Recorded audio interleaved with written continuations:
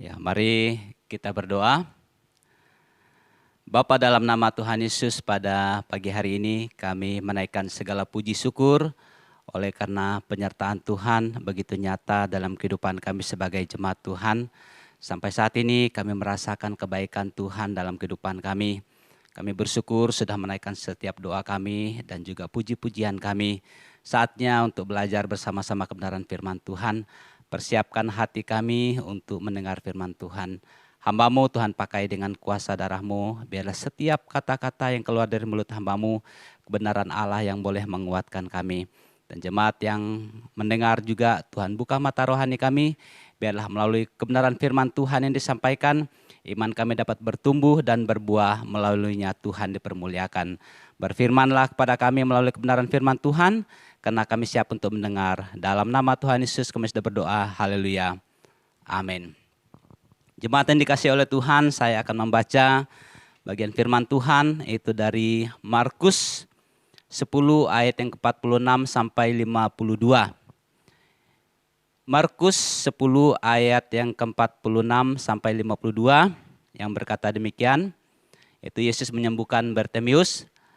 Lalu tibalah Yesus dan murid-muridnya dari Yeriko, dan ketika Yesus keluar dari Yeriko bersama-sama dengan murid-muridnya dan orang banyak yang berbondong-bondong, ada seorang pengemis yang buta bernama Bartimius, anak Timeus, duduk di pinggir jalan. Ketika didengarnya bahwa itu adalah Yesus orang Nazaret, mulailah ia berseru, "Yesus anak Daud, kasihanilah aku." Banyak orang menegurnya supaya ia diam. Namun semakin keras ia berseru, "Anak Daud, kasihanilah aku." Lalu Yesus berhenti dan berkata, "Panggillah dia." Mereka memanggil orang buta itu dan berkata kepadanya, "Kuatkanlah hatimu, berdirilah, ia memanggil engkau." Lalu ia menanggalkan jubahnya, ia segera berdiri dan pergi mendapatkan Yesus. Tanya Yesus kepadanya, "Apa yang kau kehendaki supaya aku perbuat bagimu?" Jawab orang buta itu, "Rabuni, supaya aku dapat melihat." Lalu kata Yesus kepadanya, "Pergilah, imanmu telah menyelamatkan engkau." Pada saat itu juga melihatlah ia lalu mengikut Yesus dalam perjalanannya. Yang berbahagia adalah setiap kita yang membaca firman Tuhan, merenungkan serta melakukan dalam kehidupan kita hari lepas hari. Jemaat yang dikasihi oleh Tuhan, melalui pembacaan firman Tuhan pada hari ini, yang menjadi perenungan kita adalah iman yang memulihkan keadaan. Yaitu iman yang memulihkan keadaan. Kita sedang berada dalam keadaan yang serba sulit.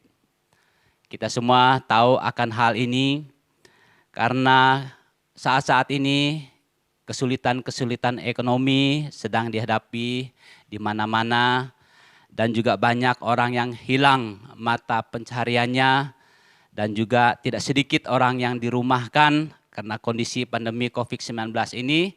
Dan mungkin ke depan ini kita sedang berpikir untuk biaya hidup, biaya kuliah, sekolah anak-anak kita, dan mungkin juga ada tanggungan-tanggungan yang lain.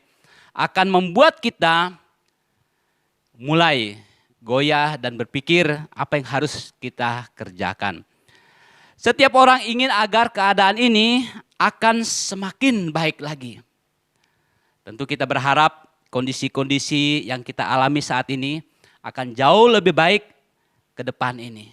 Yang walaupun kondisinya tidak mendukung, tapi berharap itu bisa terjadi.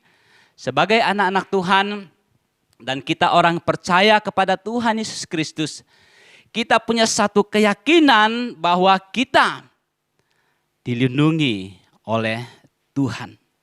Kita percaya bahwa Tuhan senantiasa menolong kita di dalam kita melewati hal-hal tersebut. Nah, ini dikatakan bahwa iman yang memulihkan keadaan. Menjadi perenungan kita hari ini adalah bagaimanakah iman yang memulihkan keadaan tersebut. Bagaimanakah iman yang memulihkan keadaan? Pembacaan kita dari ayat yang ke-46 dan 47 berkata demikian. Lalu tibalah Yesus dan murid-muridnya di Yeriko. Dan ketika Yesus keluar dari Yeriko bersama-sama dengan murid-muridnya dan orang banyak yang berbondong-bondong, ada seorang pengemis yang buta bernama Bartimius, anak Timeus, duduk di pinggir jalan.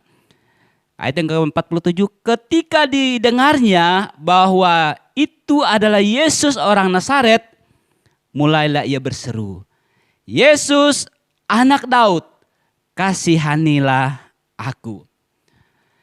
Iman yang mampu memulihkan keadaan adalah iman yang bertumbuh karena mendengar firman Tuhan. Satu kalimat di sini dikatakan ketika didengarnya. Apa yang dia dengar yaitu tentang Tuhan Yesus.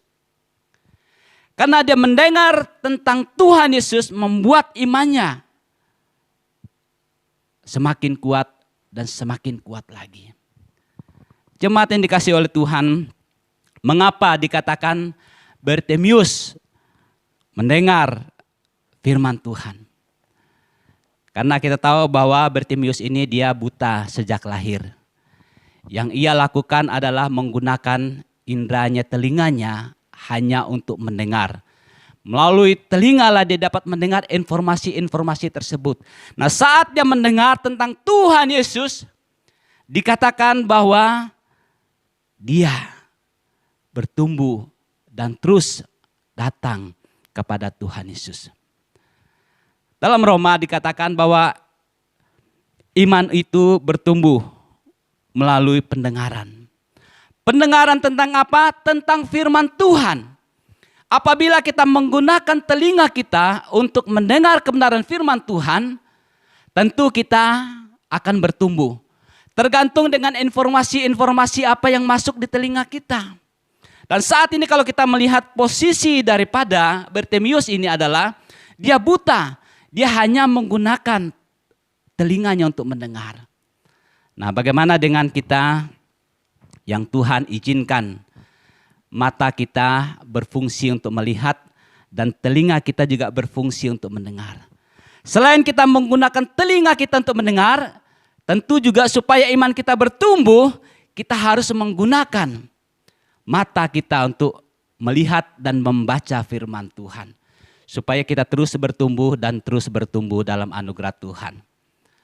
Gereja Kemah Injil Indonesia Filipi Cengkareng tahun 2019 lalu, itu mulai bulan Oktober, kami galakan jemaat untuk membaca firman Tuhan. Yaitu kami menggunakan kalender membaca Alkitab, yaitu terbitan Kalam Hidup. Ini sangat menolong kita, mungkin yang bagi awam, untuk bisa membaca firman Tuhan secara teratur sampai selesai pembacaannya. Dan kami mulai bulan Oktober lalu dan kami sudah menyelesaikan setengahnya dan mungkin Oktober tahun ini akan selesai. Dan mungkin juga ada jemaat dan pendengar yang rindu memiliki buku ini dan sebagai penuntun untuk membacanya, kami juga bisa membantu untuk mengadakannya. Nah, saudara yang dikasihi oleh Tuhan, melalui kita membaca firman Tuhan, mendengarkan kebenaran firman Tuhan akan membuat kita, iman kita bertumbuh kepada Tuhan Yesus Kristus. Sehingga iman itu memulihkan keadaan. Kondisi daripada Bartimius ini saudara yang dikasihi oleh Tuhan, dia mempunyai persoalan itu tentang telinganya. Tentang matanya, tetapi telinganya bisa mendengar. Dan telinga itu digunakan untuk mendengar informasi-informasi yang membuat dia bertumbuh. Saat ini banyak sekali berita, informasi-informasi yang mungkin media-media yang bisa menolong kita, iman kita bisa bertumbuh. Khotbah melalui media-media, masa yang ada akan menolong kita dan juga melalui sharing-sharing. Sehingga melalui pelayanan-pelayanan tersebut, membuat iman kita semakin bertumbuh di dalam Tuhan Yesus Kristus. Iman yang memulihkan keadaan itu akan timbul dari pendengaran kita. Pendengaran kita tentang kebenaran firman Tuhan. Dan yang kedua, iman yang bagaimanakah yang mampu memulihkan keadaan? Saya membaca ayat yang ke-48 berkata demikian. Banyak orang menegurnya supaya ia diam. Namun semakin keras ia berseru, "Anak Daud, kasihanilah aku." Lalu Yesus berhenti dan berkata, "Panggillah dia." Mereka memanggil orang buta itu dan berkata kepadanya, "Kuatkanlah hatimu, berdirilah. Ia memanggil engkau." Ada dua kalimat yang saya garis bawahi di sini adalah banyak orang menegurnya supaya ia diam. Dan yang berikut adalah kuatkanlah hatimu, berdirilah.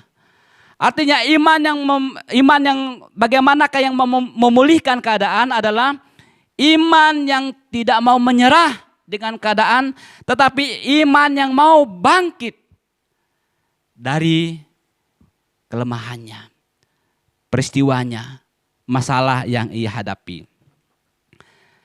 Iman Bartimeus ini membuat ia bangkit, membuat ia terus maju dan tidak menyerah dengan kondisi yang ia alami. Apa persoalan, apa masalah yang Bartimeus hadapi? Bartimeus ini dia memang buta sejak lahir dan juga yang ia lakukan hanya meminta-minta. Tetapi iman Bartimeus membuat ia bangkit. Iman Bartimeus ini membuat ia maju dan juga tidak mau menyerah atas rintangan-rintangan yang ada. Kalimat ayat 48 mengatakan banyak orang menegurnya supaya ia diam. Saudara yang dikasihi oleh Tuhan, saat kita bertumbuh di dalam Tuhan, saat kita ingin maju juga di dalam Tuhan, mungkin banyak informasi, banyak berita-berita yang mungkin melemahkan kita. Kamu tahu apa sih? Mungkin juga mereka mengatakan, sudah mau jadi pendeta, dia mau nasihati kita. Mungkin orang katakan diam, kamu tidak usah banyak ngomong. Tapi kita melihat di sini saudara yang dikasihi oleh Tuhan, keadaan Bartimeus. Banyak orang menegurnya supaya dia diam. Dia tidak pasrah dengan keadaannya. Maklum saya pengemis, saya orang buta, saya orang yang tidak mampu. Tetapi semakin keras ia berseru, "Anak Daud, kasihanilah aku." Saudara yang dikasihi oleh Tuhan, melalui iman yang tidak menyerah dan melalui iman yang bangkit ini, dikatakan Yesus memanggil dia untuk datang kepadanya. Saudara yang dikasihi oleh Tuhan, terkadang kita tidak bisa datang kepada Tuhan Yesus karena kita sudah menyerah. Banyak orang yang menghambat kita, banyak orang yang menghalangi kita, lalu kita katakan, "Sudahlah, inilah nasibku, inilah keadaanku." Tetapi Bartimeus, dia tidak pasrah dengan kondisinya yang buta sebagai seorang pengemis, tetapi dia ingin dipulihkan oleh Tuhan. Apa yang terjadi saudara yang dikasihi oleh Tuhan? Pertemuannya dengan Tuhan membuat suatu pemulihan yang sangat luar biasa dalam hidupnya. Apa yang mengikat kita selama ini? Persoalan apa yang membuat kita tidak maju? Mungkin kita katakan sudahlah, memang saya orang tidak mampu, saya orang yang tidak punya, dan pendidikan saya juga tidak tinggi. Tapi saudara yang dikasihi oleh Tuhan, Bartimeus, keadaan fisiknya dan juga pekerjaannya tidak membuat dia menyerah. Tetapi pada waktu dia datang kepada Tuhan Yesus, pemulihan terjadi. Haleluya. Saudara yang dikasihi oleh Tuhan, datang kepada Tuhan Yesus, pasti ada pemulihan. Dan yang terakhir, pada ayat yang ke-50-51 berkata demikian. Lalu ia menanggalkan jubahnya, ia segera berdiri dan pergi mendapatkan Yesus. Tanya Yesus kepadanya, "Apa yang kau kehendaki supaya aku perbuat bagimu?" Jawab orang buta itu, "Rabuni aku supaya aku dapat melihat." Saudara yang dikasihi oleh Tuhan, rabuni aku supaya aku dapat melihat. Iman yang bagaimana yang mampu memulihkan adalah iman yang bermental menang. Kalau Bartimeus ini pasrah dengan keadaannya, sudahlah, saya ini buta sejak lahir. Kan dokter juga katakan saya tidak akan sembuh lagi. Kenapa? Butanya sejak lahir tidak bisa dipulihkan lagi, saudara yang dikasihi oleh Tuhan. Mungkin selama seumur hidupnya Bartimeus tidak mengalami dan tidak bisa melihat. Tetapi saudara yang dikasihi oleh Tuhan, Iman yang bermental menang, dia yakin bahwa dia pertemuan dengan Tuhan Yesus, dia bisa dipulihkan. Apa yang terjadi saudara yang dikasihi oleh Tuhan? Hal itu terjadi karena iman percayanya kepada Tuhan Yesus. Iman yang memulihkan keadaan adalah iman yang bermental menang. Oleh karena itu, tinggalkanlah status kita yang pesimis.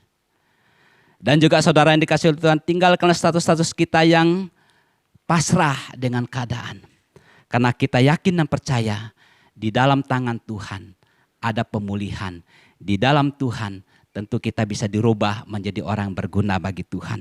Oleh karena itu saudara yang dikasihi oleh Tuhan, datanglah kepada Tuhan. Kita harus punya mental yang menang. Bahwa perjumpaan kita dengan Tuhan, kita akan mengalami mujizat. Perjumpaan kita dengan Tuhan, kita akan mengalami suatu peristiwa yang luar biasa. Buktinya saudara yang dikasihi oleh Tuhan, Bartimius yang buta sejak lahir, saat dia bertemu dengan Tuhan, Tuhan membuat dia melihat. Dan luar biasa dalam kehidupannya. Sehingga dia memberi dirinya untuk Tuhan. Peristiwa apa yang membuat kita mengikat kita, sehingga kita tidak bisa maju dalam kehidupan kita. Kondisi-kondisi pesimis apa yang dalam hidup kita yang membuat kita tidak bisa bangkit. Saudara yang dikasihi oleh Tuhan, iman yang memulihkan itu adalah iman yang terus bertumbuh karena mendengar firman Tuhan. Iman yang memulihkan itu adalah iman yang selalu bangkit dan tidak mau menyerah.